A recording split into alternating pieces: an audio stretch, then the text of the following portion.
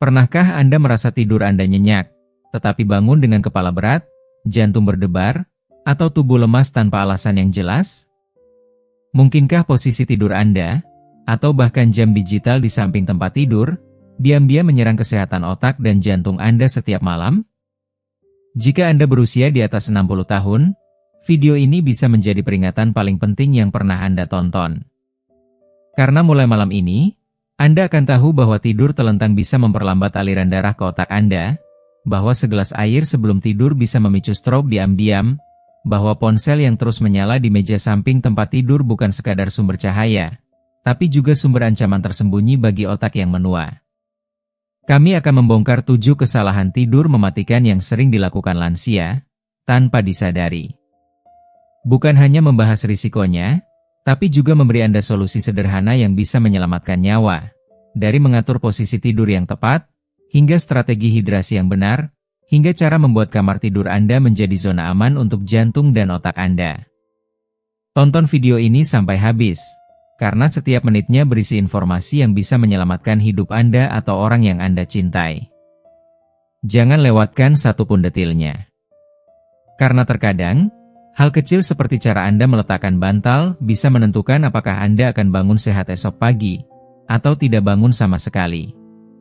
Kalau Anda belum subscribe, tekan tombol subscribe dan loncengnya ya, biar gak ketinggalan video baru. Kalau suka topiknya, komentar angka 1. Kalau kurang cocok, tulis 0. Masukan Anda sangat berarti. Sekarang, ayo mulai videonya. Mari kita mulai dari satu kesalahan kecil yang tampaknya sepele, namun sebenarnya bisa membawa malapetaka bagi jutaan orang lanjut usia setiap malam. Kesalahan fatal nomor 1, jebakan tidur telentang yang mematikan. Ini bukan sekadar kebiasaan biasa, melainkan sebuah ancaman sunyi yang mengintai di balik kenyamanan kasur. Tidur telentang, yang disukai oleh sekitar 68% lansia, tanpa sadar menciptakan kondisi yang oleh para ahli stroke ini dijuluki sebagai badai sempurna bagi cedera otak. Kenapa posisi ini begitu berbahaya, terutama setelah seseorang melewati usia 60 tahun? Jawabannya menyakitkan, namun sangat penting untuk diketahui. Saat Anda masih muda, jantung Anda bekerja selaras dengan gravitasi, memompa darah dengan lancar ke seluruh tubuh, termasuk ke otak. Tapi seiring bertambahnya usia, elastisitas pembuluh darah mulai menurun, arteri mengeras, dan jantung harus bekerja 2 kali lebih keras. Saat tubuh dalam posisi telentang, gravitasi tidak lagi menjadi sekutu, melainkan musuh yang memperberat kerja jantung dan memperlambat sirkulasi. Dalam posisi tidur yang tampaknya tenang itu, darah mulai menumpuk diam-diam di bagian kepala dan otak, menciptakan tekanan yang sangat tinggi dalam rongga tengkorak. Dokter menyebutnya sebagai peningkatan tekanan intrakranial. Jika Anda membayangkan sebuah selang air yang dipaksa mengalirkan tekanan tinggi terus-menerus, Anda tahu suatu saat pasti akan terjadi kebocoran, bahkan ledakan. Begitu pula otak kita. Tekanan ini bisa memicu penggumpalan darah yang mematikan, pembuluh darah kecil yang pecah, atau memicu stroke saat kita tertidur lelap, tak menyadari bahaya yang sedang mengendap. Sebuah studi besar yang mengejutkan dari Journal of Sleep Medicine tahun 2023 memantau hampir 5.000 lansia selama 3 tahun. Hasilnya menyesakan. Mereka yang tidur telentang mengalami peningkatan risiko stroke saat malam hari hingga 41% lebih tinggi dibanding mereka yang tidur dengan posisi kepala sedikit terangkat. Ini bukan sekadar angka. Ini adalah peringatan nyata tentang betapa rentannya otak kita saat tidur di usia senja. Lebih mengerikan lagi, banyak lansia mengalami sleep apnea, sebuah gangguan tidur serius yang membuat pernapasan terhenti berulang kali dalam semalam. Tidur telentang justru memperburuk kondisi ini. Setiap kali napas berhenti, kadar oksigen dalam darah turun drastis, tubuh kaget, jantung tertekan, dan otak berteriak minta tolong. Semuanya terjadi dalam diam, dalam gelap, dalam tidur yang kita anggap aman. Seperti pedal gas dan rem yang diinjak bergantian dalam kecepatan tinggi, tubuh Anda perlahan-lahan rusak dari dalam.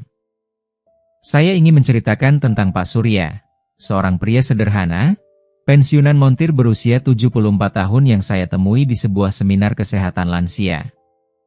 Ia orang yang keras kepala namun berhati hangat. Dengan bangga ia berkata, "Saya tidur seperti bayi, telentang dan nyenyak." Tapi di balik senyum itu, ia menyimpan kisah yang mengkhawatirkan. Sakit kepala hebat setiap pagi, pusing, dan kabut mental yang membuatnya merasa seperti orang asing di tubuhnya sendiri. Ia kira itu hanya bagian dari menjadi tua. Tapi sebenarnya itu adalah tanda-tanda otaknya berteriak karena kelaparan oksigen. Setelah saya menjelaskan bahaya tidur telentang, Pak Surya akhirnya setuju mencoba perubahan kecil, menaikkan posisi kepala dan dada sekitar 15 derajat dengan bantal penyangga khusus. Hanya dalam 2 minggu, sesuatu yang menakjubkan terjadi. Sakit kepalanya hilang. Pagi-paginya tidak lagi berkabut. Energinya meningkat, semangat hidupnya kembali.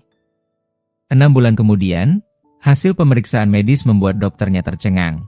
Tekanan darahnya turun drastis, pikirannya lebih jernih, dan ia merasa lebih muda bertahun-tahun. Jangan anggap remeh posisi tidur Anda. Kadang, nyawa tergantung pada hal-hal yang kita anggap kecil. Jika Anda atau orang yang Anda cintai masih tidur telentang, saatnya untuk mengambil langkah kecil yang bisa menyelamatkan hidup. Karena hidup di usia lanjut bukan tentang bertahan, melainkan tentang tetap hidup dengan penuh kesadaran, kejernihan, dan harapan. Solusinya tampak sederhana, tetapi sesungguhnya bisa menyelamatkan nyawa. Angkat kepala dan bagian atas tubuh Anda antara 10 hingga 30 derajat saat tidur. Jangan sepelekan perubahan kecil ini, karena di balik sudut kemiringan yang lembut itu, tersembunyi perlindungan besar bagi otak dan jantung Anda. Anda bisa menggunakan bantal berbentuk WG, ranjang yang bisa diatur ketinggiannya, atau cukup menumpuk 2 hingga 3 bantal biasa yang kokoh. Posisi ini bukan hanya memberi kenyamanan fisik, tetapi juga membantu memperlancar aliran darah ke otak, mengurangi tekanan pada sistem peredaran darah, dan secara signifikan menurunkan risiko stroke saat tidur. Tapi jika Anda ingin memberi hadiah terbaik bagi otak Anda, pertimbangkan untuk tidur miring ke kiri. Ini bukan sekadar saran, melainkan hasil dari sebuah penelitian penting yang diterbitkan pada tahun 2022 oleh Journal of Neuroscience. Studi tersebut menunjukkan bahwa tidur miring ke kiri secara aktif mengaktifkan sistem glimpatik, mekanisme pembersih alami otak manusia. Sistem ini bertugas mengalirkan racun, limbah sel otak, dan sisa metabolisme yang berhubungan langsung dengan risiko stroke dan demensia. Tidur miring ke kiri secara konsisten seperti memberi terapi detoksifikasi gratis bagi otak Anda setiap malam, sebuah hadiah tersembunyi dari posisi tidur. Jika Anda masih menonton video ini dan merasa pelajaran-pelajaran ini bermanfaat, silakan komentar angka 1 di bawah agar saya tahu bahwa Anda masih menonton video ini bersama saya. Kesalahan kedua yang jarang disadari, namun sangat mematikan, kebiasaan minum air yang salah. Ini adalah kebiasaan yang dilakukan oleh hampir 89% orang lanjut usia, dan bisa membawa dampak tragis. Izinkan saya bertanya, kapan terakhir kali Anda minum air dalam jumlah banyak? Jika jawabannya adalah sebelum tidur, maka Anda tidak sendirian, dan Anda dalam bahaya yang nyata. Kebiasaan ini terlihat baik di permukaan, karena siapa yang ingin mengalami dehidrasi? Namun kenyataannya, meminum banyak air di malam hari justru bisa menjadi bencana senyap bagi tubuh lansia. Ginjal yang sudah menua, tak seefisien dulu, akan kesulitan memproses volume cairan tersebut dalam waktu singkat. Akibatnya, Anda akan bolak-balik ke kamar mandi tengah malam, mengganggu tidur, dan lebih buruk lagi, memaksa tubuh untuk bangun dan berdiri dalam kondisi sirkulasi darah yang belum stabil. Inilah titik bahaya. Setiap kali Anda bangun terlalu cepat dari tempat tidur di malam hari, tekanan darah Anda bisa turun drastis, antara 20 hingga 40 poin, dalam hitungan detik. Ini disebut hipotensi ortostatik, dan pada usia lanjut, kondisi ini dapat menyebabkan pusing hebat, kehilangan keseimbangan, bahkan pingsan. Yang lebih menakutkan, penurunan tekanan darah yang mendadak bisa menghambat aliran darah kaya oksigen ke otak. Jika ini terjadi, bahkan hanya dalam hitungan menit, stroke bisa menyerang secara diam-diam, tanpa peringatan. Temuan dari Mayo Clinic baru-baru ini memperkuat ketakutan ini. Studi tersebut menyebutkan bahwa lansia yang minum lebih dari 470 ml, 47 cl, cairan dalam 3 jam sebelum tidur memiliki risiko 67% lebih tinggi mengalami fluktuasi tekanan darah berbahaya selama tidur. Tekanan ini bukan hanya angka. Ini adalah pertempuran sunyi yang dialami tubuh Anda setiap malam, di balik selimut yang terlihat nyaman.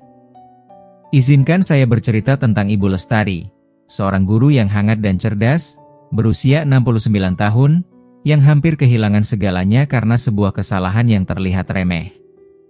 Setiap malam, dengan penuh kesadaran, ia meminum 2 gelas besar air sebelum tidur. Ia percaya bahwa menjaga tubuh tetap terhidrasi adalah bentuk kasih sayang terhadap diri sendiri, dan ia tidak salah. Tapi waktu dan cara ia melakukannya ternyata berbahaya. Tiap malam, Ibu Lestari bangun 3 hingga 4 kali untuk buang air kecil. Tapi pada suatu malam kelam, sekitar pukul 2 pagi, saat ia berdiri dari tempat tidur, dunia berputar hebat. Ia jatuh ke kasur, tidak bisa bicara jelas, dan tangan kirinya terasa mati rasa. Panik dan ketakutan menghantam suaminya seperti petir di tengah malam. Ia segera menelepon ambulans. Di rumah sakit, dokter memastikan stroke ringan telah menyerangnya, serangan iskemik transien. Penyebabnya? Penurunan tekanan darah mendadak saat ia bangun untuk ke kamar mandi. Untungnya, Ibu Lestari selamat. Tapi ia membawa pulang pelajaran berharga yang kini ingin ia bagi ke seluruh lansia lainnya, 3 aturan hidrasi yang bisa menyelamatkan nyawa. Minumlah sebagian besar air di pagi hingga sore hari, bukan sebelum tidur. Batasi cairan 3 jam sebelum waktu tidur. Jika merasa haus di malam hari, teguk hanya beberapa sendok air, bukan segelas penuh. Aturan pertama, hentikan konsumsi cairan paling lambat 90 menit sebelum tidur. Kedengarannya sederhana, bahkan sepele. Tapi di balik aturan kecil ini tersimpan sebuah rahasia besar tentang keselamatan tubuh Anda saat malam tiba.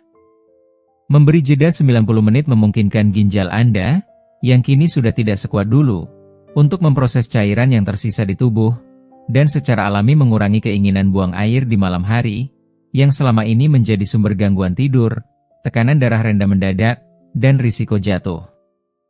Sebuah studi penting pada tahun 2023, yang dipublikasikan di Journal of Clinical Sleep Medicine, menemukan bahwa lansia yang menerapkan aturan ini mengalami penurunan hingga 52% pada gangguan bangun malam berbahaya. Bukan hanya membuat tidur lebih nyenyak, tetapi juga menyelamatkan mereka dari risiko stroke, jatuh, dan cedera kepala yang mengintai di kegelapan kamar tidur. Aturan kedua, penuhi kebutuhan cairan Anda di pagi dan siang hari. Jangan menunggu sampai malam untuk mengejar kekurangan minum. Sebaliknya, jadikan hidrasi sebagai prioritas sejak matahari terbit. Mulailah hari Anda dengan segelas air hangat, dan usahakan mengonsumsi 6 hingga 8 gelas air sebelum pukul 6 sore. Ini bukan hanya menjaga hidrasi tubuh, tetapi juga memberi cukup waktu bagi sistem ekskresi untuk membuang cairan berlebih sebelum tidur tiba. Terlalu banyak lansia yang merasa aman karena minum cukup air, padahal waktunya salah. Akibatnya, tubuh terpaksa bekerja keras di saat seharusnya beristirahat, dan Anda pun terbangun lemas, linglung, dan berisiko terjatuh saat harus ke kamar mandi di tengah malam. Dengan mengatur waktu minum, Anda memberi hadiah berharga untuk tubuh Anda, malam yang tenang dan pagi yang jernih. Aturan ketiga, jika Anda sangat haus di malam hari, minumlah dengan bijak. Jangan panik dan menenggak segelas penuh air. Cukup teguk 60 hingga 90 ml air, sekitar seperempat gelas, dengan sejumput garam Himalaya merah muda. Kenapa garam ini? Karena ia mengandung mineral mikro alami yang membantu tubuh menahan air lebih efisien. Anda tetap terhidrasi, tanpa memicu lonjakan buang air di malam hari. Garam ini bukan hanya menambah rasa, tetapi juga menenangkan sistem saraf dan membantu tidur lebih nyenyak. 3 aturan sederhana ini mengubah hidup Bu Lestari secara dramatis. Dari seseorang yang bangun 3 hingga 4 kali semalam, kini ia bisa tidur utuh tanpa gangguan.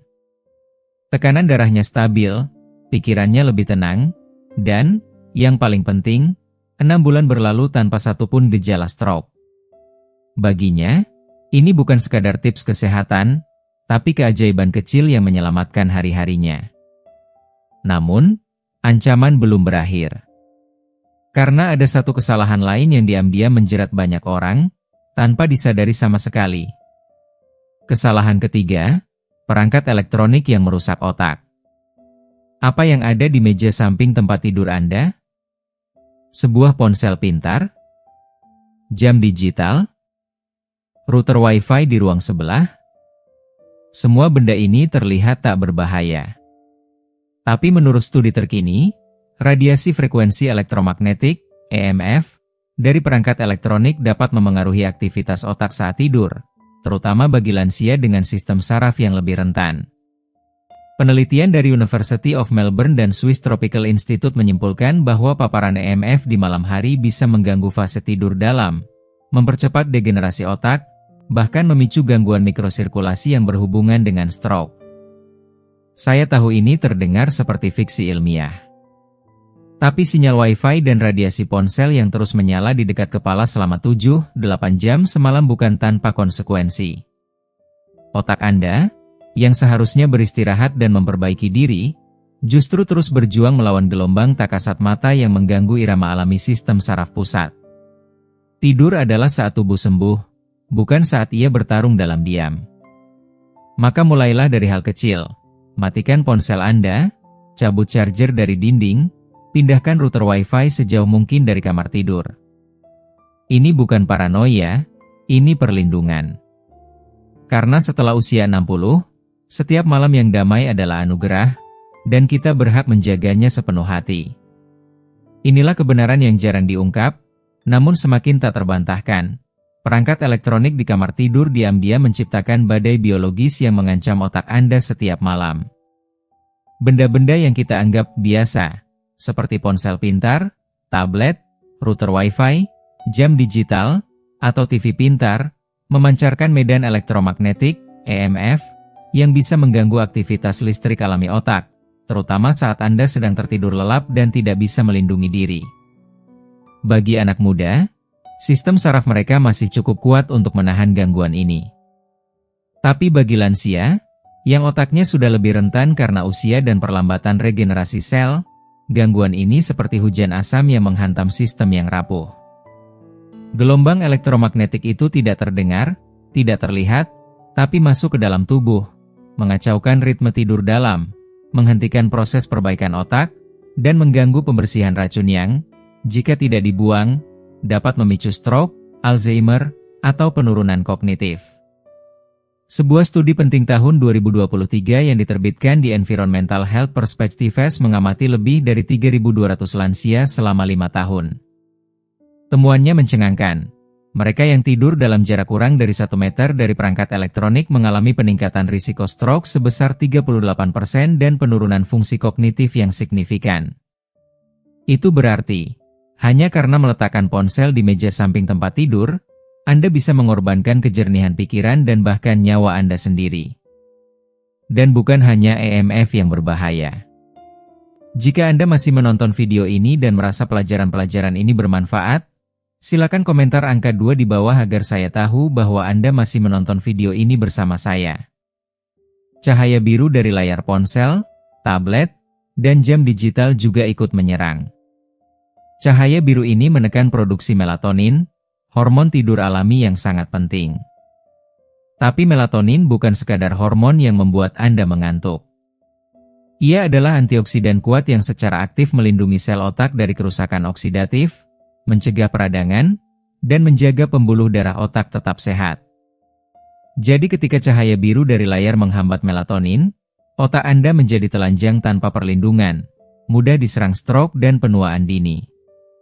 Dr. Sarah Chen, seorang ahli saraf ternama dari Johns Hopkins University, baru-baru ini mempublikasikan temuan yang membuat dunia medis terhenyak.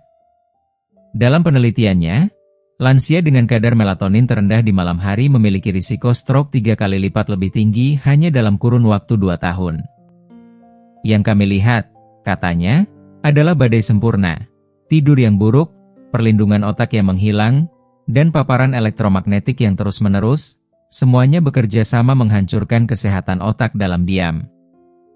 Izinkan saya bercerita tentang Pak Rahmat, seorang pensiunan akuntan berusia 72 tahun yang begitu menyukai teknologi.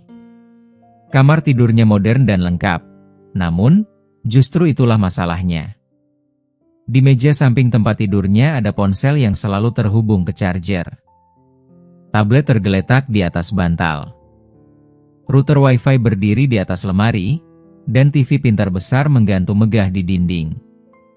Ia bahkan menggunakan ponsel sebagai alarm dan sering tertidur sambil menonton Netflix.